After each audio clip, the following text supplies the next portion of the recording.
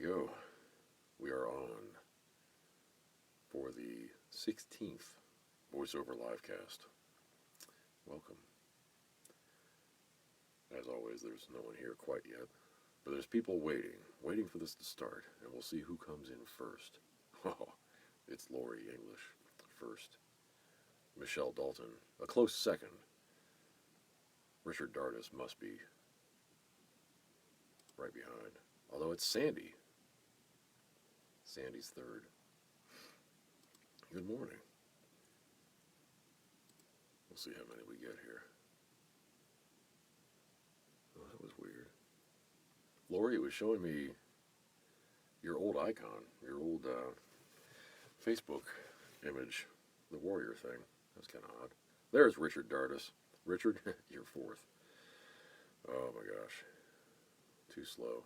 So now, oh, that was bad. Okay, great. There's no Ricky here, Peter Conrad, but I'm glad you could be here. Well, that was really nice. Hopefully that'll be better. Let's not have that happen again. Let me just stick it right in there. A little crevice I can put it in. Yeah, kind of between one of these things. Hey, Lori Hartman as well. Lori, I still have your shirt. One of the original orders for you. I got to figure out when to get that to you, huh? And hi, Lori English. 2 Loris. 1 Peter. Okay. Oh, so yeah, like I was going to say, this time now it's showing me the icons of people who are in here, I guess, or speaking up. I don't know what the heck, how that works. So, updates. I am working on the next part of the Intel 1 series by Eric Stebbins. I did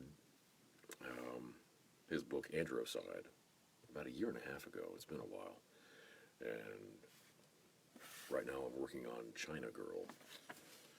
Just got started this week. Have all my character notes and things that I work on.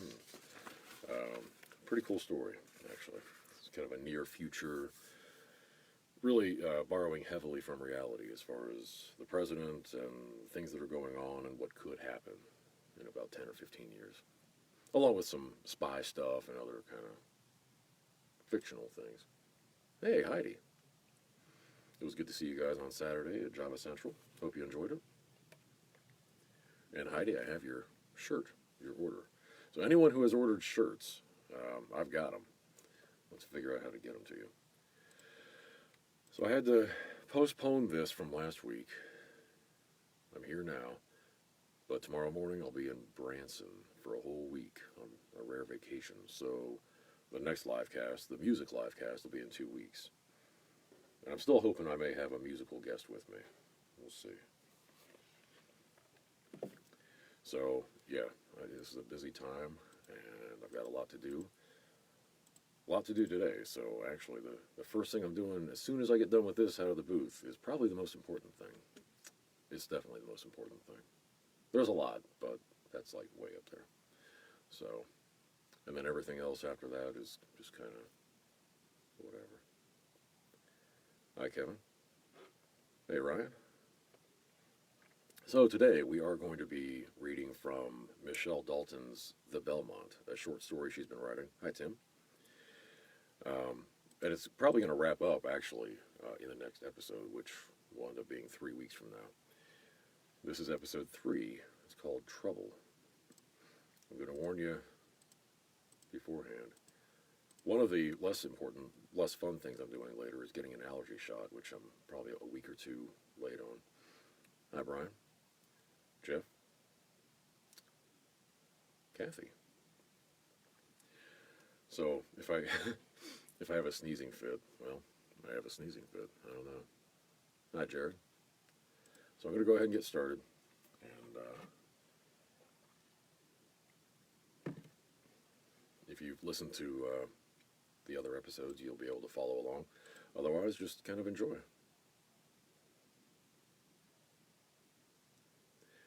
Heidi, that's pretty much what we were kind of counting on. Not next week, but in 2 weeks. I think she might come over and be my musical guest. I've always done this stuff solo, but need to have a little fun. So, this is The Belmont, Episode 3, Trouble. Lucas Barnes turned in startled anticipation when a high-pitched buzzing, like a swarm of angry bees, coalesced into the familiar dulcet tones of Presley.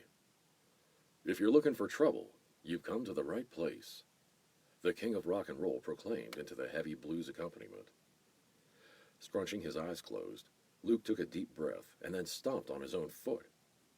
The pain-filled grimace that crossed his face said he'd found the tender spot left from May's well-placed hammer attack earlier in the week. When Lucas dared to open his eyes, the frenzied middle-aged ghoul let out a maniacal laugh that raised every hair on Luke's body. "Because I'm evil. My middle name is Misery," the spectre roared in a fearsome wail along with the Elvis tune. As he sang, Primrose Piffles advanced against the meddlesome mortal, herding him toward the open doorway that led to the cellar underneath the cafe. "Oh yes, I'm evil, so don't you mess around with me."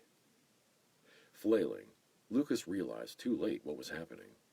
The deranged ghost bared his teeth in a feral smile and propelled Luke through the air with the force of his hatred. Pinwheeling his arms, Lucas tumbled down the old wooden staircase, top over tails, a resounding shout, a surprise echoing in his ears. A snarl of satisfaction left spittle dribbling down Piffle's chin, and he slammed the heavy wooden door to the basement with malicious glee. Throwing home the side bolt, he rattled the door for ominous effect. Insane laughter echoed through the ramshackle building as Piffles dissolved into a putrid mist, and then it was silent. Officer Haley Mitchell waved at the fire crew and stared in disgust at the charred mess of smelly mattresses. She was overly familiar with the havoc caused by mischief makers when it came to the abandoned property, but she'd hoped with a new owner in residence at the Belmont, the nuisance calls would come to an end. "Mr. Barnes," Haley called as she entered the rundown building. Soft sounds of a radio playing led her through the nearly empty space, and Haley marveled at how quickly the place had been cleared out. "Mr. Barnes," she questioned again as she moved through the kitchen to the back of the restaurant. "Down here," a ragged voice called. Mystified by the direction of the sound, Officer Mitchell responded. "Where are you?" "Down here," Lucas breathlessly forced out. "The basement." Staggered by the implications of the locked door, Haley slipped the bolt free and cautiously considered her surroundings. Senses on high alert, Haley called for backup before descending into the dank, dark cellar. When her flashlight beam caught sight of the crumpled man at the bottom of the rickety staircase, the policewoman sucked in a breath of disbelief.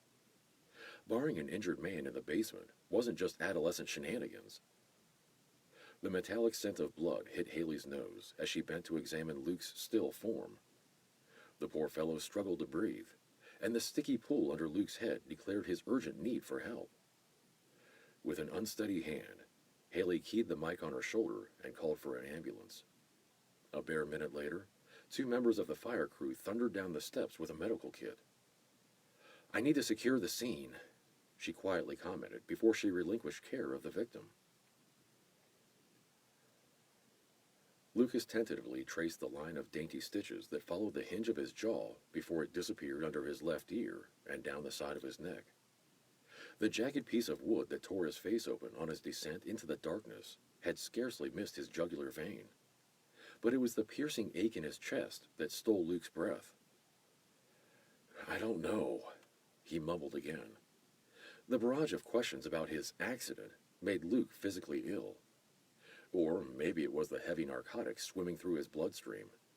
Either way, there was no way to answer Officer Mitchell's inquiries without sounding deranged. "You didn't see or hear anything before you were shoved down the basement stairs?" Haley pressed. In the darkened room, Lucas fought the waves of pain that radiated through his chest and shoulder. "Could we do this another time?" he groaned. Sensitive to the man's discomfort, Haley nodded. Of course, Mr. Barnes. I'll come back when you're feeling better. As she turned to go, the policewoman added, We'll be sending a regular patrol past your place until we catch this firebug. The Belmont has been a target for random fires through the years. But whoever did this... Squinting through swollen eyes, Lucas focused his attention on the officer. Firebug. Unless you were planning to torch the whole place. No, Lucas growled with as much force as he could muster. How much damage? With a sigh, Haley moved closer to the angry man's bedside. None of the buildings were involved, Mr. Barnes. Still, you've got quite a mess of burned-up mattresses and other trash out there. It kind of looks like a whirlwind picked up everything and scattered it around while it was burning. There are scorch marks in a few places on the exterior of the cafe, but otherwise, it's just a matter of cleanup. Under his breath, Luke furiously mumbled, If you weren't already dead, Piffles, I'd kill you myself. Haley's eyebrows shot up when she caught the patient's quiet rant. Care to explain, Mr. Barnes? Okay, there's a little break. Ooh. Hey, Gina. Stevie Cade. Bobby Baker. Hi, Helen. Helen, hope you're doing well. I don't know if you're still working on your voiceover stuff, but let me know. I'd be happy to help you out if you need. Hi, Rob. Glenn Bailey. All right. Lucas Barnes's claims of supernatural activity at the Belmont rankled Haley to no end. Ghosts and ghouls were definitely out of her bailiwick. But the ring of veracity in the man's statements and a series of probing questions about long-gone individuals couldn't be ignored. Disgruntled by her gullibility, Haley ran a critical eye over the hulking shadows of the low-slung buildings on the Barnes property before getting out of her Jeep. She jangled the hefty ring of keys Luke provided and huffed out a nervous breath. Hallucinations brought on by pain medication. Haley mumbled reassuringly to herself as she stepped out into the cold night air. That's it. A head injury and heavy narcotics, she quickly asserted as she approached the derelict buildings. Kicking away debris from the earlier blaze, the testy woman marched up the lopsided steps of the cafe and jammed the appropriate key into the lock. May Levy, she shouted into the gloom as she entered the room. Come out and talk to me. The nearly indistinct tones of a soft polka raised Haley's hackles. Please don't break my heart in two. That's not hard to do. Whirling toward the sound of the music, Haley expected to see the tabletop jukebox Luke mentioned, but the room was still wreathed in shadow. 'Cause I don't have a wooden heart. Haley squinted into the gloomy room and scrunched up her nose at the oompa beat. Accordion music? Really? She complained to the prankster. I thought you had a penchant for Presley. You shouldn't be here, a soft voice advised from near her left ear. Ignoring the goosebumps that rippled up her arm, Haley pivoted and firmly questioned. Do you have information about what happened here today? You need to go. Piffles is in a bad mood. Peeved by the mention of a man who had been worm fodder for over 3 decades, Haley commented. I'd be grouchy too if I'd been stuck in this dump for 30 years. He thinks you're pretty, the girlish voice tittered. Oh, for Pete's sake, Haley thought. Just what she needed, a ghost on the make. Who are you? She demanded. Show yourself. A subtle shift in the shadows morphed and transitioned into a soft luminance that grew brighter and more distinct as it moved. In the back corner of the restaurant, the light coalesced and began to take shape. Under a spotlight of sorts, 2 people appeared out of the haze and sat down across from each other in the corner booth. The vinyl seats creaked in protest as fannies slid across their surface, and Haley watched in dumbfounded amazement as the scene came alive. Dishes clanked. The sound of other diners just out of sight peppered the air with an unintelligible conversation, and a waitress materialized at the table with 2 milkshakes. The sweet scent of chocolate and whipped cream hit Haley's nostrils and her mouth watered as the couple in the booth sampled their treat. Haley's perception of distance distorted the girlish laughter of the teenage...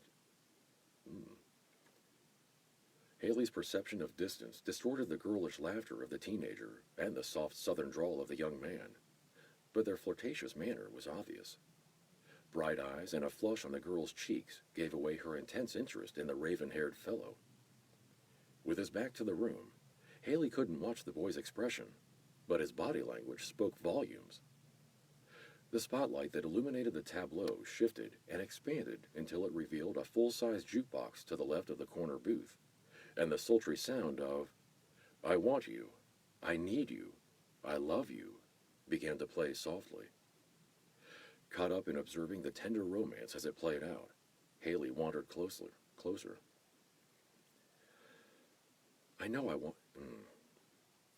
You know I want to, but I can't stay, May," the young man replied to the girl's teary pleas. "You could drive tow truck for the service station," she protested, grabbing for her bow. Slowly untangling their hands, the gentle fellow shook his head and slid from the booth. "I'm sorry, but I gotta go," he soothed before turning. Shocked to be caught eavesdropping, Haley retreated, and then gaped in open-mouthed disbelief as the very familiar man stepped right through her. An arctic breeze stole Haley's breath and stiffened her form. With an unsteady gait, she approached the booth and awkwardly slid across the red vinyl seat. Facing the weeping girl, Haley's high-pitched voice wavered. "Was that my Aaron?" May whispered, clasping a fist to her heart. "He left me," she despondently cried. In response, the tune in the air made an ear-splitting, screeching halt.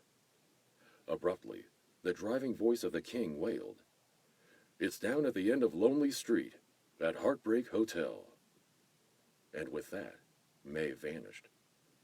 With a solid thunk, Haley's backside hit the bare floor, and she looked around in stupefied amazement. Scrambling to her feet, the practical, no-nonsense officer frantically searched the darkness for the booth, the jukebox, anything. Nothing. Zilch. Nada. All that was left was the same empty room Haley had searched earlier in the day. It's another little break. Hey, Alicia. Good morning, Alicia Dietrich. Hi, Rick Ellis. Marty Holtz. All right. Marty Holtz is going to be the spotlight star at Mike Night at Stad's Pizzeria this coming Monday. Peter Conrad is guest hosting. I will not be there. I will be in Branson. And I don't want to host remotely, so I'm going to miss you, Marty. I'm sad about that. All right.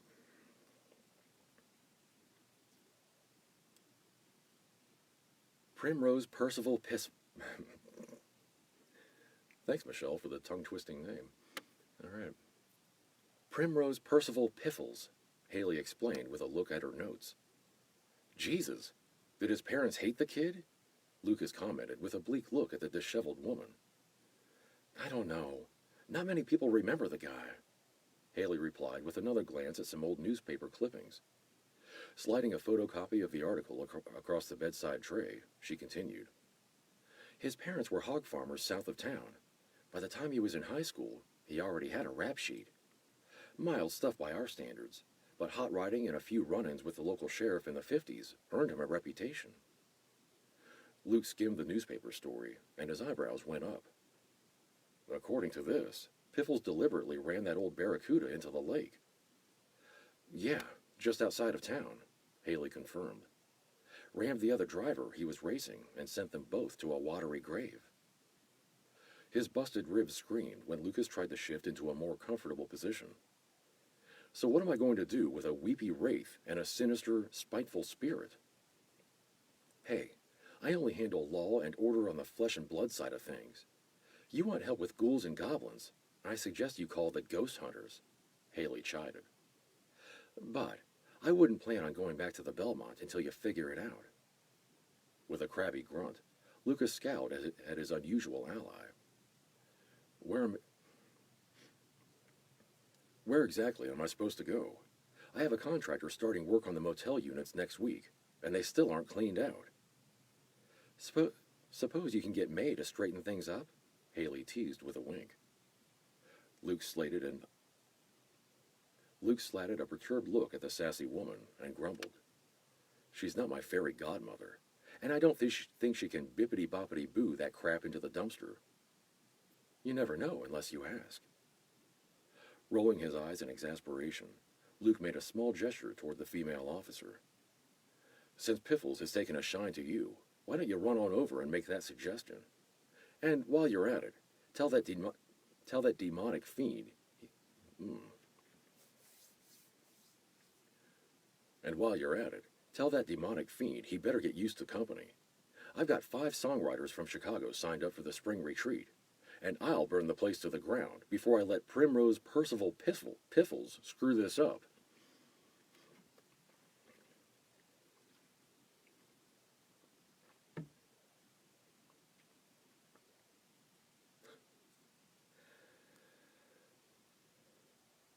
He seems like a perfectly nice, spirit, Haley reaffirmed. Piffles just doesn't like being teased all the time. Lucas turned a disgruntled glance toward the wholly sincere woman and glared. Have you lost your mind? He hotly questioned with a gesture toward his face and then his busted-up torso. 4 broken ribs, a dislocated shoulder, and enough stitches to make a child's garment. Haley had the good grace to blush and concede. Okay, maybe he got a little carried away, but you tried getting rid of his car. I really think he's just, well, I don't know. Misunderstood? Officer Haley Mitchell, counselor to the damned, Luke muttered disagreeably under his breath. Aiming a glowering stink eye at the irritable man, Haley retorted, I heard that. Good. Then hear this. I'm not fixing Piffles' stupid car. The rest of the short trip home passed in stilted silence, but Lucas was adamant. He was not spending a single penny on restoring some hobgoblin's ride. The crunch of gravel served to remind Luke of the mess that waited for him, and he looked up, expecting a disaster zone. Instead, he found several people moving around the property with shovels and garbage bags, including his electrician. Hey, what's going on? These folks have family ties to the Belmont, Haley tightly explained, and they want to see it opened back up. Cousins, grandchildren, nieces, and nephews. It was a hodgepodge family reunion in his parking lot. Utterly perplexed by their willing assistance, Luke cautiously accepted the group's well wishes and listened to the details of their cleanup efforts. But the kid that caught his eye carried an eerie resemblance to the ghoulish nemesis. You a piffle? He gruffly asked. Going scarlet, the teenager went wide-eyed and slowly nodded. My grandmom, he explained. She was related to the guy who worked in the garage here. You gonna give me trouble too? Lucas groused as he cradled his sore ribs.